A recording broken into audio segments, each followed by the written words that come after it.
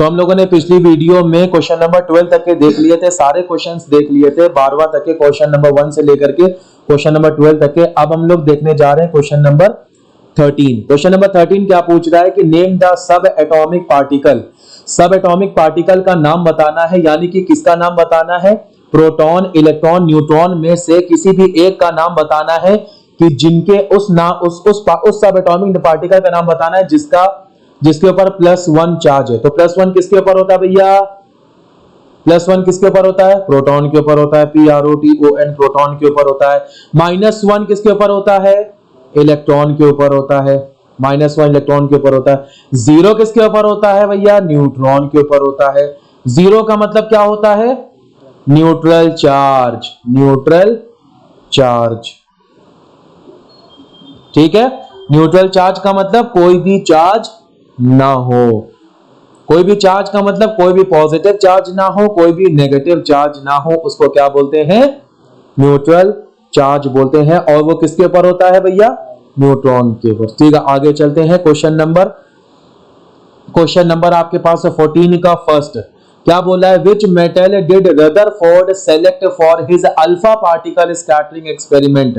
कौन से मेटल को रदरफोर्ड ने सेलेक्ट किया था, चूज किया था, लिया था अपने एक्सपेरिमेंट को करने के लिए। किसको लिया था, गोल्ड फॉइल को लिया था, थिन गोल्ड फॉइल को लिया था। किसको लिया था भैया, थिन गोल्ड फॉइल को लिया था। अब दूसरा सवाल पूछ रहा है कि इन्होंने थिन गोल्ड फॉइल ही क्यों लिया, इन्होंने गोल्ड फॉइल ही क्यों लिया। सवाल ये खड़ा होता है कि दूसरे मेटल क्यों नहीं लिए इन्होंने, और दूसरे एलिमेंट, इन्होंने कॉपर क्यों नहीं लिया, इन्होंने स्टील क्यों नहीं लिया, दूसरे एलिमेंट क्यों नहीं उठाए, इन्होंने सिल्वर क्यों नहीं उठाया। क्योंकि ये चाहते थे जितना पतला से पतला एलिमेंट ले सकते हैं उसको इन्होंने उठाया है, क्योंकि ये चाहते थे कि पतले से पतला एलिमेंट हम लें। और जो इन्होंने थिन गोल्ड फॉइल लिया था, गोल्ड जो होता है वो बहुत ही पतला हो सकता है, उसकी जो कैपेसिटी होती है, जो एबिलिटी होती है, वो बहुत ही पतला उसको हम लोग बना सकते हैं। जो इन्होंने थिन गोल्ड फॉइल लिया था उसका जो थिकनेस थी, यानी कि उसकी जो मोटाई थी, वो मोटाई थी 1000 एटम की थी। तो इन्होंने गोल्ड फॉइल क्यों लिया, क्योंकि ये चाहते थे कि पतले से पतला हम एलिमेंट को लें। और सिर्फ गोल्ड ही ऐसा एलिमेंट है, गोल्ड ही ऐसा मेटल है कि जो पतले से पतला हो सकता है। इसी वजह से इन्होंने गोल्ड को उठाया। इसी में बी वाला पार्ट क्या रहा है, what do you think would be the observation of alpha particle scattering experiment if carried out on heavy metal, यानी कि हैवी न्यूक्लियस लाइक प्लैटिनम। ये कह रहे हैं कि उसने लिया है गोल्ड, अगर गोल्ड की जगह हैवी न्यूक्लियस हम डाल दें, हैवी न्यूक्लियस ले लें, यानी कि प्लैटिनम ले ले, तो क्या होगा बताइए, तो क्या होगा।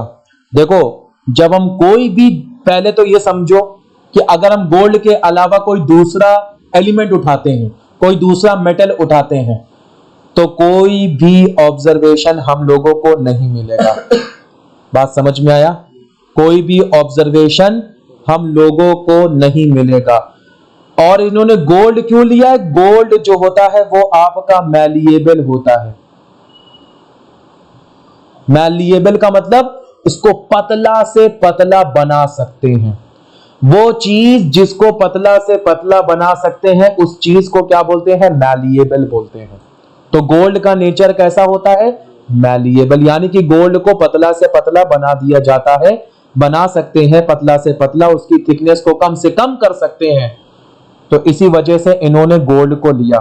तो अब ये कह रहे हैं कि अगर इन्होंने एक्सपेरिमेंट प्लैटिनम के साथ परफॉर्म किया है, किसके साथ परफॉर्म किया है, प्लैटिनम। प्लैटिनम क्या है, हैवी न्यूक्लियस है, भारी न्यूक्लियस है। तो क्या होगा, तो भैया इसका सेम एक्सपेरिमेंट होगा, जैसा ऑब्जर्वेशन गोल्ड के साथ हुआ है वैसे ही ऑब्जर्वेशन इसके साथ भी होगा, प्लैटिनम के साथ। क्या होगा, जो गोल्ड के साथ ऑब्जर्वेशन हुआ है वही ऑब्जर्वेशन किसके साथ होगा? प्लेटिनम के साथ। अगर गोल्ड की जगह लाइट न्यूक्लियाई ले लें, लाइट न्यूक्लियस ले लें, जैसे कि लिथियम का ले लें, तो लिथियम के केस में क्या होगा? लिथियम के केस में कोई भी डिफ्लेक्शन नहीं होगा। लिथियम के केस में क्या होगा? may not be deflected back, यानी कि जो वापस डिफ्लेक्ट हो रहे थे जब गोल्ड फॉइल में, देखो गोल्ड फॉइल में क्या हो रहा था, कुछ पार्टिकल, कुछ अल्फा, हम अल्फा पार्टिकल डाल लेते, यानी कि रदरफोर्ड अल्फा पार्टिकल को बॉम्बार्ड कर रहा था गोल्ड फॉइल के ऊपर, थिन गोल्ड फॉइल के ऊपर। तो उसने ये देखा कि कुछ अल्फा पार्टिकल उससे पास होकर के निकल गए, कुछ डिफ्लेक्टेड बैक आ गए और कुछ थोड़ा सा डेविएट होकर के चले गए, यानी कि थोड़ा सा अपना रास्ता चेंज करके आगे ही निकल गए, सीधे जा रहे थे और टर्न हो गए, जिसको हम इस तरीके से बता रहे हैं जैसे ये आपकी थिन फॉइल है,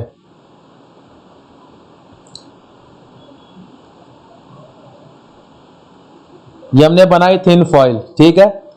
इधर से अल्फा पार्टिकल आ रहे हैं, ठीक है, इधर से अल्फा पार्टिकल सीधे सीधे आ रहे हैं, तो कुछ अल्फा पार्टिकल तो अनडेविएटेड पास हो गए, यानी कि बिना डेविएट होए, बिना अपना रास्ता सीधे सीधे आगे चले गए। कुछ जो हो गए, कुछ लड़ करके वापस आ गए, और कुछ जो हो गए वो अपना रास्ता चेंज कर गए। बात समझ में आ गई? तो लिथियम के केस में वापस नहीं आएगा, ठीक है, लिथियम के केस में आगे ही निकल जाएगा। बात क्लियर है? ठीक है। अब दूसरा सवाल क्या है? दूसरा सवाल आपके सामने कौन सा क्वेश्चन? Question number 15। 15 में क्या पूछ रहा है? On the basis of Rutherford's model of an atom which sub atomic particle is present in the nucleus of an atom. Rutherford ने क्या बोला? रदरफोर्ड ने न्यूक्लियस के अंदर कौन सा पार्टिकल प्रेजेंट है उसके बारे में क्या बोला? कौन सा पार्टिकल उसने बताया? प्रोटॉन बताया, ठीक है। क्या बताया उसने? कि प्रोटॉन न्यूक्लियस के अंदर प्रेजेंट होता है। फिर उसके बाद 16 क्वेश्चन में क्या बोल रहा है, इसी पेज पे कर लेते हैं। Which part of atom was discovered by Rutherford. Rutherford ने एटम के कौन से हिस्से को डिस्कवर किया? न्यूक्लियस को डिस्कवर किया, बिल्कुल सही, ठीक है। फिर उसके बाद 17वां question, question number 17, how was it shown that atom has empty space. अभी हमने बताया है कि जब इसने अल्फा पार्टिकल को बॉम्बार्ड किया, किसके ऊपर बॉम्बार्ड किया? थिन गोल्ड फॉइल के ऊपर बॉम्बार्ड किया, तो कुछ पार्टिकल अनडेविएट पास हो गए। जब भैया अंदर कोई भी अगर खाली जगह होगी तभी तो वो बिना डेविएट के पास हो रहा है, तो यही प्रूव करता है कि वो उस एटम के अंदर एम्प्टी स्पेस है, खाली जगह है। अगर हम लोग जैसे मिसाल के तौर पर ये एक दीवार है, ठीक है, समझना, और ये पूरी एक दीवार है, ठीक है, ये पूरी एक दीवार है, ठीक, ये इसके बीच में दरवाजा है, ठीक है, पहले दरवाजा था, हमने दरवाजा हटा दिया, ठीक है भैया, यहां पे ये खाली जगह है, ये आपकी भरी जगह। तो अब ये समझो, ये जो एटम है ये बहुत छोटा चीज है, इसको हम देख नहीं सकते, इस गैप को भी हम लोग क्या कर सकते, नहीं देख सकते। तो अब हम यहां से गेंद मार रहे हैं, गेंद फेंक रहे हैं, तो जब हमने यहां पे ये गेंद मारी, सपोज दैट गेंद मारी, ये दीवार है, तो लड़के क्या हो जाएगा, वापस हो जाएगी। फिर हमने नीचे मारी, वापस हो जाएगी। फिर हम जब इसकी कगर पे लगेगी तो कगर पे लड़के इधर चली आएगी, ठीक है। फिर उसके बाद और इधर मारे तो बिल्कुल चली आएगी। फिर इधर आएंगे, इसकी कगर पे लग करके इसके कॉर्नर पे लग के इधर चली जाएगी, और फिर जब इधर मारेंगे वापस आ जाएगी। तो ये जो अनडेविएट है, ये क्या बता रहा है कि भैया यहां पर एम्प्टी स्पेस है, यहां पे कुछ है नहीं, तभी तो अनडेविएट हुई है। तो यही उसने बताया कि कुछ अल्फा पार्टिकल अनडेविएट होते सीधे सीधे रास्ते चले गए, बिना डिफ्लेक्शन के, बिना वापस आए, बिना मुड़े सीधे सीधे चले गए। यही क्या प्रूव कर रहा है कि वो एटम के अंदर एम्प्टी स्पेस है, यानी कि एटम के अंदर खाली स्पेस मौजूद है। बात क्लियर है, समझ में आ गया? ठीक है, अब आगे चलते हैं ना। हमारा नेक्स्ट क्वेश्चन क्या है? Question number 18। क्वेश्चन नंबर 18 क्या बोल रहा है? क्वेश्चन नंबर 18 कह रहा है कि state one major drawback of Rutherford model. Drawback का मतलब क्या होता है कि ऐसी कौन सी चीज रदरफोर्ड ने बोली थी कि जो उस चीज को रद्द कर दिया गया। रदरफोर्ड ने बोला था कि जो एटम में जो इलेक्ट्रॉन है, जैसे हमारे सोलर सिस्टम में जो प्लैनेट्स होते हैं, तो इलेक्ट्रॉन को उन सोलर सिस्टम के अंदर जो प्लैनेट होते हैं उससे कंपेयर कर लिया था। बात क्लियर है? जो प्लैनेट होते हैं वो किसके अराउंड रिवॉल्व करते हैं, किसके अराउंड घूमते हैं? सन के, अरे सन के अराउंड चक्कर लगाते हैं। तो इन्होंने क्या बोला था? इन्होंने बोला था कि जो एटम है, एटम के अंदर जो न्यूक्लियस है, न्यूक्लियस को इन्होंने सन के जैसे माना था, और न्यूक्लियस के अराउंड जो पाथ पे इलेक्ट्रॉन चलते हैं, जो ऑर्बिट पे इलेक्ट्रॉन चलते हैं, उनको कैसे मान लिया था? प्लैनेट के जैसे मान लिया था। पहली चीज ये तो बिल्कुल रद्द हो गई। दूसरी चीज इन्होंने क्या बोली थी? दूसरी चीज इन्होंने ये बोली थी, पहली चीज समझ में आ गई? क्या बोली थी इन्होंने कि नहीं समझ में आई? बताएं। दूसरी चीज इन्होंने बोली थी कि जब इलेक्ट्रॉन, ये आपका न्यूक्लियस है, जब इलेक्ट्रॉन ये आपका ऐसे इलेक्ट्रॉन चलता है, जैसे ये आपका क्या है, ये आपका न्यूक्लियस है, ठीक है, न्यूक्लियस उसने डिस्कवर किया था। तो कह रहा है कि जब इलेक्ट्रॉन इस न्यूक्लियस के अराउंड रिवॉल्व करता है, तो जब रिवॉल्व करता है तो ये रेडिएट करता है एनर्जी। क्या करता है? रेडिएट का मतलब होता है निकालता है एनर्जी। जब कोई अपने अंदर से एनर्जी निकालेगा तो उसके अंदर तो एनर्जी कम हो जाएगी ना, उसके अंदर लॉस ऑफ एनर्जी हो जाएगा ना, हो जाएगा कि नहीं हो जाएगा? Loss of energy. तो उसके अंदर लॉस ऑफ एनर्जी हो गया। जब एनर्जी लॉस हो जाएगा तो ये इलेक्ट्रॉन यूं चल चल के करीब आकर के न्यूक्लियस में जाकर के चिपक जाएगा। ये इन्होंने बोला था ऐसा, ये भी गलत हो गया। ठीक है, क्यों गलत हो गया? क्योंकि भैया जो एटम होता है वो एक स्टेबल होता है, स्ट्रक्चरली स्टेबल होता है। एटम क्या होता है?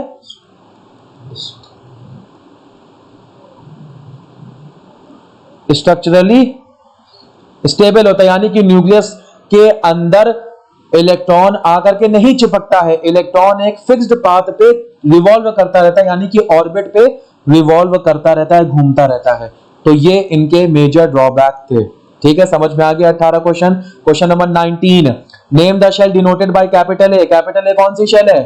के। कैपिटल बी कौन सी है? एल। C M.